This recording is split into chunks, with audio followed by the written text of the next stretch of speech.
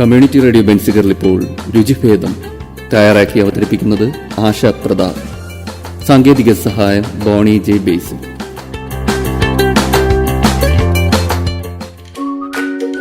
പ്രിയപ്പെട്ട ശ്രോതാക്കൾക്ക് രുചിഭേദം പരിപാടിയിലേക്ക് സ്വാഗതം.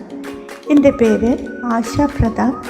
വളരെ പെട്ടെന്ന് പാകം ചെയ്യാവുന്ന വിഭവങ്ങളെക്കുറിച്ചുള്ള പരിപാടിയാണിത്. ഇന്ന് ഉണ്ടാക്കാൻ പോകുന്നത് വാനില ഐസ്ക്രീം നിറച്ച ജിലേബി. ഇതിനാവശ്യം വേണ്ടുന്ന ചേരുവകളെക്കുറിച്ചൊന്ന് പറയാം.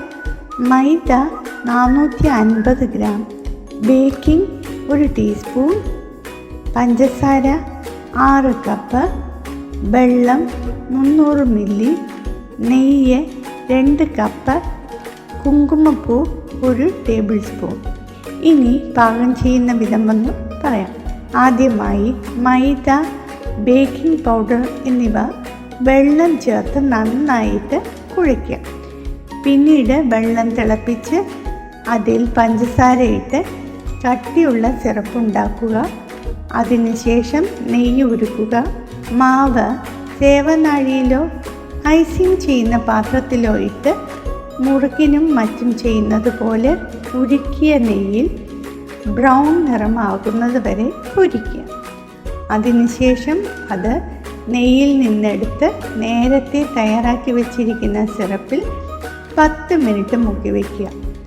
സിറപ്പിൽ നിന്നും നീക്കിയ ജിലേബി വാനില ഐസ്ക്രീമിന് മുകളിൽ വെച്ച് ഉപയോഗിക്കുക.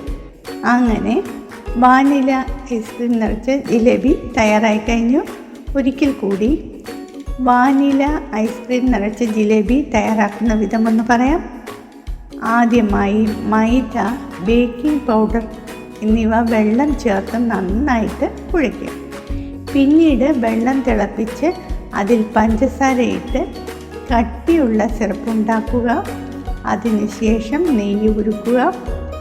മാവ് സേവനാഴിയിലോ ഐസിങ് ചെയ്യുന്ന പാത്രത്തിലോ ഇട്ട് മുറുക്കിനും മറ്റും ചെയ്യുന്നത് പോലെ ഉരുക്കിയ നെയ്യിൽ ബ്രൗൺ നിറമാകുന്നത് വരെ പൊരിക്കുക. അതിനുശേഷം അത് നെയ്യിൽ നിന്നെടുത്ത് നേരത്തെ തയ്യാറാക്കി വെച്ചിരിക്കുന്ന സിറപ്പിൽ 10 മിനിറ്റ് മുക്കി വയ്ക്കുക. സിറപ്പിൽ നിന്നും നീക്കിയ ജിലേബി വാനില ഐസ്ക്രീമിന് മുകളിൽ വെച്ച് ഉപയോഗിക്കുക. അങ്ങനെ വാനില ഐസ്ക്രീം നിറച്ച ജിലേബി തയ്യാറായി കഴിഞ്ഞു. ഏവരും ട്രൈ ചെയ്ത് നോക്കുക. ഇനി പുതിയ വിഭവങ്ങളുമായി എത്തുന്നതുവരെ നന്ദി, നമസ്കാരം.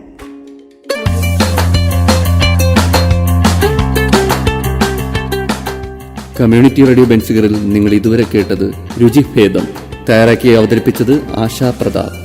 സാങ്കേതിക സഹായം ബോണി ജെ ബേസിൽ.